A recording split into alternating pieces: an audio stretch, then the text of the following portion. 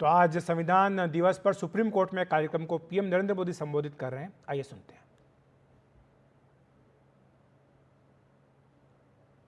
भारत के संविधान का ये 75वां साल पूरे देश के लिए एक असीम गौरव का विषय है। मैं आज 75वां साल पूरे देश के लिए एक असीम गौरव का विषय है। मैं आज भारत के संविधान को, संविधान सभा के सभी सदस्यों को आदरपूर्वक नमन करता हूं। साथियों, हम लोकतंत्र के इस महत्वपूर्ण पर्व का जब स्मरण कर रहे हैं उस समय ये भी नहीं भूल सकते कि आज मुंबई में हुए आतंकी हमले की भी बरसी है। इस हमले में जिन व्यक्तियों का निधन हुआ उन्हें मैं अपनी श्रद्धांजलि देता हूं। मैं देश का ये संकल्प भी दोहराता हूं कि भारत की सुरक्षा को चुनौती देने वाले हर आतंकी संगठन को मुंह तोड़ जवाब दिया जाएगा।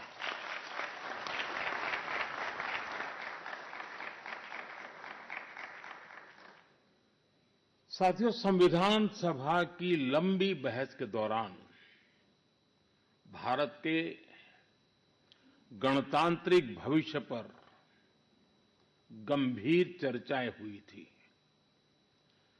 आप सभी उस डिबेट से भलीभांति परिचित हैं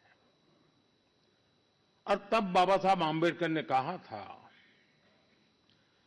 Constitution is not a mere lawyer's document. Its a spirit is always the spirit of age. जिस स्पिरिट की बात बाबा साहब कहते थे वो बहुत ही अहम है।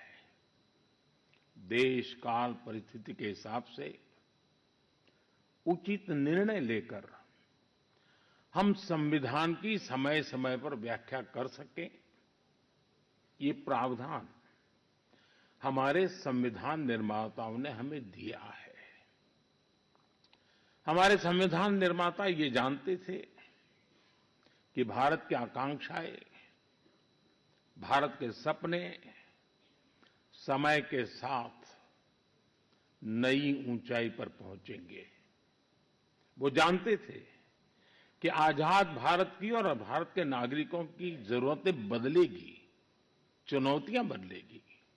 इसलिए उन्होंने हमारे संविधान को महज कानून की एक किताब बनाकर नहीं छोड़ा, बल्कि इसको एक जीवंत, निरंतर प्रवाहमान धारा बनाया।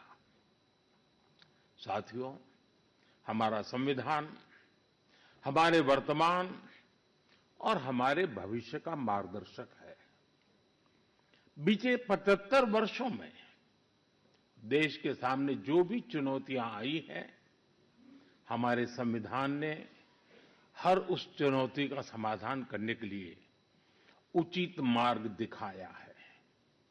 इसी कालखंड में आपातकाल जैसा समय भी आया और हमारे संविधान ने लोकतंत्र के सामने आई इस चुनौती का भी सामना किया। हमारा संविधान देश की हर जरूरत, हर अपेक्षा पर खरा उतरा है। संविधान से मिली इस शक्ति की वजह से ही आज जम्मू कश्मीर में भी बाबा साहब का संविधान पूरी तरह लागू हुआ है। आज वहां पहली बार संविधान दिवस मनाया गया है। साथियों, आज भारत परिवर्तन के इतने बड़े दौर से गुजर रहा है। ऐसे अहम समय में भारत का संविधान ही हमें रास्ता दिखा रहा है, हमारे लिए गाइडिंग लाइट बना हुआ है। साथियों, भारत के भविष्य का मार्ग अब बड़े सपनों, बड़े संकल्पों की सिद्धि का है। आज हर देशवासी का एक ही ध्येय है, विकसित भारत का निर्माण। विकसित भारत का मतलब है जहां देश के हर नागरिक को एक क्वालिटी ऑफ लाइफ मिल सके, डिग्निटी ऑफ लाइफ मिल सके। ये सामाजिक न्याय, सोशल जस्टिस का भी बहुत बड़ा माध्यम है और ये संविधान की भी भावना है। इसलिए बीते वर्षों में देश में लोगों के बीच आर्थिक और सामाजिक समानता लाने के लिए कई कदम उठाए गए हैं। बीते 10 वर्षों में 53 करोड़ से ज्यादा ऐसे भारतीयों का बैंक खाता खुला है जो बैंक के दरवाजे तक नहीं पहुंच पाते थे। बीते 10 वर्षों में 4 करोड़ ऐसे भारतीयों को पक्का घर मिला है जो कई कई पीढ़ियों से बेघर थे।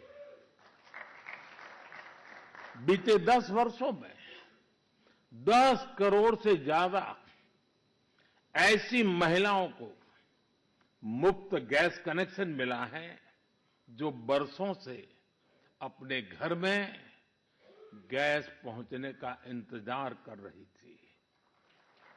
हमें आज के जीवन में बहुत आसान लगता है कि घर में नल खोला और पानी आ गया, लेकिन देश में आजादी के 75 साल बाद भी सिर्फ 3 करोड़ घर ही ऐसे थे जिनमें नल से जल आता था।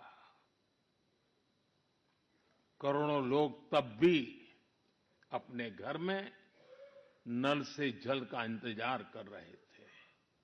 मुझे संतोष है कि हमारी सरकार ने 5-6 साल में 12 करोड़ से ज्यादा घरों को नल से जल देकर नागरिकों का और विशेषकर महिलाओं का जीवन आसान बनाया है। संविधान की भावना को सशक्त किया है। साथियों, आप सभी जानते हैं कि हमारे संविधान की मूल प्रति में भी प्रभु श्री राम, माता सीता, हनुमान जी, भगवान बुद्ध, भगवान महावीर, गुरु गोविंद सिंह जी सभी के चित्र हैं।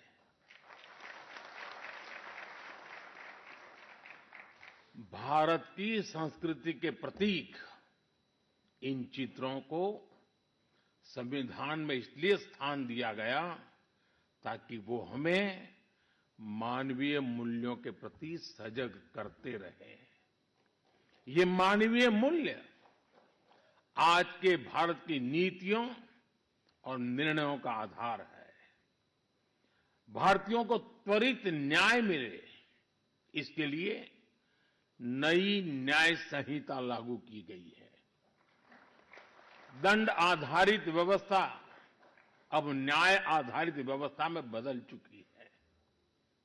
महिलाओं की राजनीतिक भागीदारी बढ़ाने के लिए नारी शक्ति बंधन अधिनियम का ऐतिहासिक निर्णय हुआ है। हमने थर्ड जेंडर को उनकी पहचान और उनका हक दिलाने के लिए भी कदम उठाए हैं। हमने दिव्यांगजनों के जीवन को आसान बनाने के लिए भी व्यवस्थाएं बनाई है। साथियों, आज देश का बहुत ज्यादा जोर देश के नागरिकों की ईज ऑफ लिविंग पर है। एक समय था जब पेंशन पाने वाले सीनियर सिटीजन्स को बैंक में जाकर साबित करना होता था कि वो जीवित है। आज सीनियर सिटीजन्स को घर बैठे ही डिजिटल लाइफ सर्टिफिकेट्स की सुविधा मिल रही है। करीब करीब 1.5 करोड़ सीनियर सिटीजन्स अब तक इस सुविधा का लाभ उठा चुके हैं। आज भारत वो देश है जो हर गरीब परिवार को 5 लाख रुपए तक के मुफ्त इलाज की सुविधा देता है। आज भारत वो देश है जो 70 वर्ष से ऊपर के हर बुजुर्ग को फ्री हेल्थ केयर की सुविधा देता है। देश के हजारों जन औषधि केंद्रों पर आज 80% डिस्काउंट पर सस्ती दवाइयां मिल रही हैं। एक समय में हमारे देश में इम्यूनाइजेशन की कवरेज भी 60% से भी कम थी। करोड़ों बच्चे हर साल टीकाकरण से छूट जाते थे।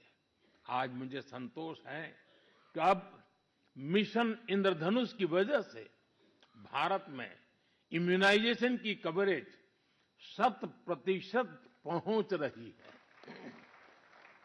आज दूर सुदूर के गांवों में भी समय पर बच्चों का टीकाकरण हो पा रहा है।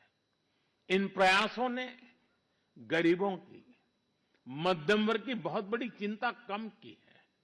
साथियों, आज देश में कैसे काम हो रहा है उसका एक उदाहरण एस्पिरेशनल डिस्ट्रिक्ट अभियान भी है। देश के 100 से अधिक ऐसे जिले जिन्हें पिछड़ा कहा जाता था, हमने उन्हें एस्पिरेशनल डिस्ट्रिक्ट माना और वहां हर पैरामीटर में विकास की गति तेज की गई है। आज देश के अनेक एस्पिरेशनल डिस्ट्रिक्ट दूसरे जिलों से बहुत बेहतर कर रहे हैं।